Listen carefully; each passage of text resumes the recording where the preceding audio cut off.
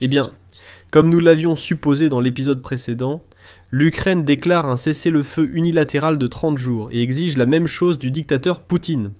En particulier, l'Ukraine s'est mise d'accord avec les pays européens et les États-Unis d'Amérique pour commencer un cessez-le-feu total et inconditionnel dès lundi, le 12 mai. Il doit durer au minimum 30 jours. Le président ukrainien Volodymyr Zelensky l'a déclaré lors d'une conférence de presse après la réunion avec la coalition des volontaires. Je rappelle qu'aujourd'hui, le 10 mai sont arrivés à Kiev le président de la France, Emmanuel Macron, le chancelier de l'Allemagne, Friedrich Merz, le premier ministre de la Pologne, Donald Tusk et le premier ministre du Royaume-Uni, Keir Starmer. Le président américain Donald Trump était au téléphone pendant toute cette période. Hier, dans l'une des émissions, je le laisse exprès ici pour que vous puissiez revenir et regarder. Nous avons discuté du fait que actuellement, les pays européens, les États-Unis et l'Ukraine préparent une date limite, un ultimatum, pour le dictateur Poutine. Soit il accepte un cessez-le-feu de 30 jours, c'est déjà une forme d'ultimatum. Soit une frappe est portée contre son pays. Pour l'instant, il s'agit certes de sanctions, mais l'Europe et les États-Unis ont préparé une frappe de sanctions suffisamment puissante. De plus, ce qui est très important, c'est ce que les fonctionnaires européens savent déjà, vous savez. Ainsi, sous forme d'informations privilégiées, il déclare que si Poutine n'accepte pas ce cessez-le-feu de 30 jours, alors l'Ukraine recevra beaucoup plus d'armes qu'elle n'en reçoit actuellement. C'est-à-dire que les livraisons d'armes vont s'intensifier. Et comme vous le savez, l'Allemagne a même classifié les futures livraisons d'armes, afin de créer ce qu'on appelle une ambiguïté stratégique, pour que Poutine ne sache absolument pas ce qui était précisément transféré aux forces armées ukrainiennes. Au Kremlin, ils crient déjà que c'est insolent, scandaleux. Comment peut-on poser des ultimatums au dictateur Poutine? Mais une telle réaction montre qu'il panique là-bas en ce moment, et qu'il pèse le pour et le contre.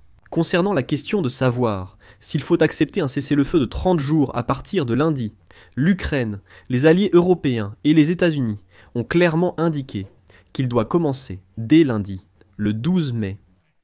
Je suis Alexei Pesci, nous sommes le 10 mai. Examinons ensemble tous les pièges et tous les détails de cette décision dans cette émission. Mais avant de commencer cette émission, je vous demande de vous abonner à cette chaîne, de liker cette émission et surtout d'écrire vos commentaires pour que les algorithmes poussent cette émission et que le maximum de gens puissent la voir. Si vous souhaitez soutenir financièrement cette chaîne, vous pouvez le faire via n'importe quel don en utilisant les liens et les coordonnées dans la description de cette vidéo ou via le code Quick Response affiché sur vos écrans. De plus, abonnez-vous à la chaîne. Là-bas, il y a des actualités en temps réel pour que vous ne manquiez rien. Et n'ayez pas à attendre les émissions sûres. Vous pouvez vous abonner à la chaîne et y suivre toutes les actualités les plus importantes et les plus pertinentes du monde entier. Alors, commençons. L'Ukraine avec les pays européens et, ce qui est très important, avec les États-Unis d'Amérique, a convenu de commencer un cessez-le-feu total et inconditionnel dès lundi, le 12 mai. Celui-ci doit durer au moins 30 jours. Le président ukrainien Volodymyr Zelensky a fait cette déclaration lors d'une conférence de presse après une rencontre avec la coalition, pour ceux qui le souhaitent. Je cite Zelensky. « Nous exigeons cela ensemble de la Russie. Nous savons que les États-Unis d'Amérique nous soutiennent dans cette démarche. Un cessez-le-feu inconditionnel signifie sans aucune condition. Toute tentative d'imposer des conditions témoigne de l'intention de prolonger la guerre et de faire échouer la diplomatie. Le cessez-le-feu doit être total, dans les airs, en mer et sur terre. » De plus, Zelensky a souligné qu'il est tout à fait possible d'assurer le suivi du cessez-le-feu, en coordination avec les États-Unis d'Amérique. Selon Zelensky, 30 jours de cessez-le-feu permettront à la diplomatie d'avoir une vraie chance. Ensuite, une autre citation de Zelensky. Pendant cette période, le travail sera axé sur la définition des bases sécuritaires, politiques et humanitaires de la paix. Nous saluons le fait que les exigences de cessez-le-feu et de passage à une diplomatie substantielle sont soutenues par tous, non seulement par les pays européens, mais aussi par les États-Unis, qui ont été les premiers à proposer cela. C'est un moment très important, surtout dans le contexte où Donald Trump déclare déjà assez nerveusement qu'il est déjà exaspéré par le dictateur. Poutine, qui n'a clairement pas l'intention de mettre fin à la guerre, mène manifestement le président américain en bateau et rejette toutes les propositions, en inventant toutes sortes de conditions. Selon Peskov, le porte-parole de Poutine, Ils auraient déjà accepté un cessez-le-feu de 30 jours, comme il l'a déclaré hier. Mais ils ont toute une série de conditions qu'il faudrait encore discuter pendant plusieurs mois, et ensuite, peut-être, envisager un cessez-le-feu. Actuellement, l'Europe, les États-Unis et l'Ukraine s'opposent catégoriquement. À partir du 12 mai, nous commençons le cessez-le-feu, et nous observons votre comportement. Acceptez-vous ce cessez-le-feu sans condition? Sinon, de nouvelles sanctions suivront, mais nous en reparlerons. Le président français Emmanuel Macron a déclaré que même si les États-Unis jouent le rôle principal dans la surveillance, tous les partenaires y participeront. C'est aussi un point important. Pourquoi? Parce que Macron déclare ouvertement que l'Europe et les États-Unis sont prêts à surveiller le régime de cessez-le-feu. Et pourquoi est-ce important? Parce qu'il y a quelques semaines, je rappelle, il y avait des suggestions de la part des Américains, disant « Pourquoi ne pas impliquer certains pays tiers, soi-disant neutres, qui surveilleraient le régime de cessez-le-feu, avec les Ukrainiens et les Russes ?» Hypothétiquement, en ce moment, il y aurait des troupes ukrainiennes, russes et peut-être chinoises, turques, brésiliennes ou de pays du Moyen-Orient qui devraient ensemble surveiller le cessez-le-feu sur la ligne de démarcation. Ainsi, les États-Unis et l'Europe se tiennent à l'écart de tout cela. Les Russes disaient qu'ils trouvaient l'idée excellente, mais qu'ils choisiraient eux-mêmes la tierce partie. La patience a ses limites, et Macron dit aux Européens et aux Américains « Si ça ne vous plaît pas, au revoir. Nous imposons des sanctions. Nous livrons des armes à l'Ukraine, et désormais tout se décidera sur le champ de bataille. » Ensuite, je vais citer Macron. En cas de violation, nous sommes parvenus à un accord sur l'imposition de sanctions massives contre la Fédération de Russie. Cette question sera préparée et coordonnée par les Américains et les Européens. Je vais également citer quelques phrases prononcées aujourd'hui. En particulier, Emmanuel Macron a déclaré que les participants à la coalition des volontaires exigeraient un cessez-le-feu de 30 jours et que les Américains joueraient un rôle principal dans le suivi. En cas de violation, il y aura bien sûr des sanctions de la part de l'Europe et des États-Unis. Keir Starmer a déclaré que malgré de nombreux appels, il souhaite certaines conditions et qu'au lieu d'un cessez-le-feu, il a organisé un défilé militaire. Il s'agit du dictateur Poutine. Si Poutine pense sérieusement à la paix, c'est justement maintenant qu'il a la chance de le démontrer. Le Royaume-Uni et les États-Unis renforceront l'aide militaire à l'Ukraine si Poutine refuse de cesser le feu. La Russie a réagi avec effronterie au délai fixé par la coalition pour la cessation des hostilités, conformément à sa manière habituelle. Moscou affirme ne pas craindre les sanctions. C'est la position actuelle de Vladimir Poutine. Le porte-parole du dictateur russe, Dmitri Peskov, a déclaré ce qui suit, je cite. « Nous nous sommes déjà habitués aux sanctions. Nous imaginons déjà ce que nous ferons après l'annonce de ces sanctions, comment nous allons en minimiser les conséquences, et ainsi de suite. Nous avons appris à faire face à ces sanctions, donc essayer de nous effrayer avec elles est vain. » Dans ce contexte, Dmitri Medvedev, vice-président du Conseil de sécurité de la Fédération de Russie, a été le premier à réagir à l'ultimatum de la coalition des volontaires, aussi appelée coalition des déterminés ou coalition des garants. Sur son compte du réseau social X, il s'est lancé dans des insultes contre les dirigeants européens ayant participé à la rencontre à Kiev. Désolé, je ne peux pas reformuler ou raccourcir ce texte car il contient des propos inappropriés envers un individu. Macron, Merz, Starmer et Tusk devaient donc discuter de paix à Kiev mais ont préféré proférer des menaces envers la Russie. Une trêve pour permettre aux hordes bandéristes de se ressaisir ou de nouvelles sanctions. Vous pensez que c'est raisonnable? Eh bien, mettez donc ces plans de paix dans vos derrières pangender. Eh bien, c'est la langue que parlent les fonctionnaires russes. Vous savez, je me demande depuis longtemps pourquoi chez les Russes. Voilà. Remarquez que toutes les insultes se rapportent aux organes génitaux ou à l'orifice anal. Ce sont des perspectives psychologiques que je ne saisis pas. Si quelqu'un parmi les spectateurs peut expliquer cela, écrivez dans les commentaires pourquoi ils ont une telle attirance précisément pour cela. Chez eux, toutes les insultes se rapportent précisément à cette partie du corps humain. Pour moi, c'est un certain paradoxe. Il y a bien sûr une explication à cela, mais si vous la connaissez, écrivez-la dans les commentaires. Mais continuons. En particulier, après cela, juste après cette annonce, il est devenu connu que l'Ukraine et tous les alliés avaient mené parallèlement des négociations avec le président américain Donald Trump. C'est très, très important, car c'est en fait une coordination totale, comme nous en avons discuté hier avec vous, des efforts entre l'Europe et les États-Unis d'Amérique. C'est généralement un revirement radical de la position de Washington. Je rappelle simplement qu'il y a quelques mois, nous disions que oui, l'Europe n'est pas nécessaire dans ces négociations. Nous allons nous entendre directement avec les Russes. Et voici ce que dit le ministre des Affaires étrangères, Andrei Sybiga. Après la réunion de la coalition des volontaires à Kiev, Volodymyr Zelensky, Emmanuel Macron, Friedrich Merz, Donald Tusk et Keir Starmer ont eu un appel productif avec le président américain Donald Trump concernant les efforts de paix. L'Ukraine et tous les alliés sont prêts à un cessez-le-feu total et inconditionnel sur terre, dans les airs et en mer, pour au moins 30 jours, à partir de lundi déjà. Eh bien, selon lui, si la Russie accepte et qu'une surveillance efficace est assurée, un cessez-le-feu prolongé et des mesures pour renforcer la confiance pourraient ouvrir la voie à des négociations de paix. Mais bien sûr, les Européens ont clairement fait comprendre ce qui se passera si Vladimir Poutine n'accepte pas ce cessez-le-feu dès lundi.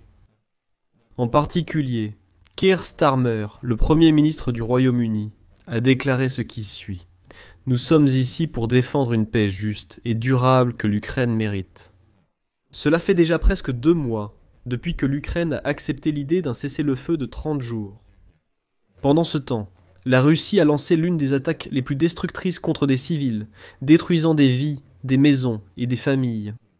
C'est exactement ce que propose la Russie, au lieu de la paix, tout en essayant de brouiller les esprits, en retardant et en ignorant la proposition de cessez-le-feu. C'est pourquoi nous sommes ici, avec les États-Unis, pour nous adresser ouvertement à Poutine. Si vous pensez sérieusement à la paix, c'est maintenant l'occasion de le démontrer. Il s'agit, je le souligne, d'un cessez-le-feu inconditionnel de 30 jours avec le début immédiat des négociations après l'obtention du cessez-le-feu, sans conditions supplémentaires et sans délai. Poutine veut des conditions. Au lieu d'un cessez-le-feu, il a organisé un défilé militaire. Il lance encore un défi.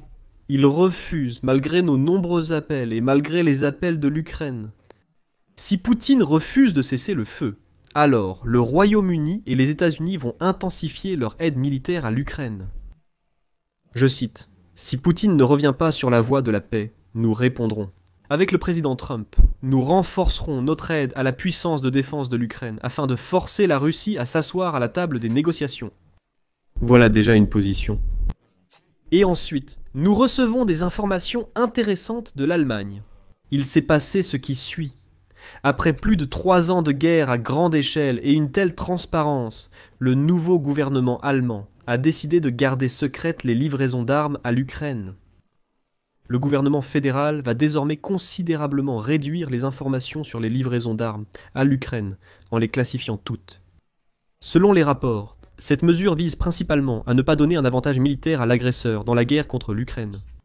La limitation des débats publics sur les livraisons d'armes est vue comme une stratégie de guerre. Et il est maintenant souligné qu'en fait, cela peut signifier que Friedrich Merz a finalement décidé de fournir à l'Ukraine des missiles Taurus. Le nouveau gouvernement opère un virage radical et recommence à classer secret les livraisons d'armes afin d'atteindre ce que l'on appelle l'ambiguïté stratégique, de créer de l'incertitude pour dissimuler ses actions à l'adversaire. Dans le même temps, le secret s'étend également aux missiles Taurus. Le changement de cap du gouvernement fédéral concerne également la douloureuse question ouverte de la politique ukrainienne du nouveau chancelier allemand, Friedrich Merz. Et comme l'écrit aujourd'hui Der Spiegel, pendant la campagne électorale, Merz soulignait qu'il était prêt à livrer. Mais seulement en coordination avec les partenaires de l'Alliance, qui ont déjà livré de tels missiles ou en disposent en Europe. Il s'agit du Royaume-Uni et de la France, et ils ne sont pas contre.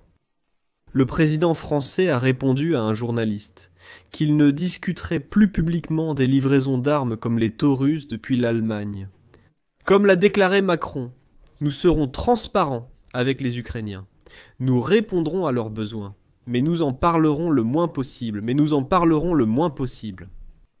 Et lors de sa visite à Kiev, le nouveau chancelier allemand Friedrich Merz a menacé le dictateur Poutine d'une réponse ferme. Sa citation. « Nous appelons à un cessez-le-feu de 30 jours pour préparer des négociations de paix pendant cette période. Maintenant, la balle est dans le camp de Poutine et il doit répondre à cette proposition. En cas de refus, il y aura un renforcement sérieux des sanctions et un soutien massif à l'Ukraine, politique, financier et militaire. » On peut déjà appeler cela une véritable percée assez sérieuse.